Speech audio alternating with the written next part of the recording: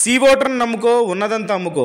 See voter అనే సంస్థ చేసిన సర్వేలో తెలుగుదేశానికి 17 లోక్సభ స్థానాలు వస్తాయని చెప్పిన రోజు నుంచి టీడీపీ వెనక ముందు ఆలోచించకుండా ఎగిరెగిరి పడుతున్నారు.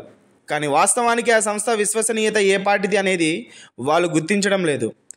తెలుగుదేశం గెలిచేసిందని, ఇక మనకు తిరుగులేదని సంబరపడుతున్న టీడీపీ శ్రేణులకు ఒక విషయం మాత్రం అర్థం కావడం లేదు. ఒక సంస్థ, ఒక వ్యక్తి లేదా ఒక సంస్థ ఏదైనా ఒక మాట చెబితే దాన్ని నమ్మాలా, ఎంతవరకు నమ్మాలన్నది ఆ సంస్థకు ఉన్న విశ్వసనీయతను బట్టి ఉంటుంది. గతంలో వాళ్ళు చెప్పిన మాటలు నిజమయ్యాయా లేదా అనేది చూసుకొని వాటిని పరిగణలోకి తీసుకుంటారు. ఇక సీ ఓటర్ సంస్థ 2023లో ఛత్తీస్గఢ్ అసెంబ్లీ ఎన్నికల్లో కాంగ్రెస్కు 53 వరకు సీట్లు వస్తాయని చెప్పగా చివరకు 35 సీట్లే వచ్చాయి. 54 సీట్లతో బీజేపీ అధికారంలోకి వచ్చింది.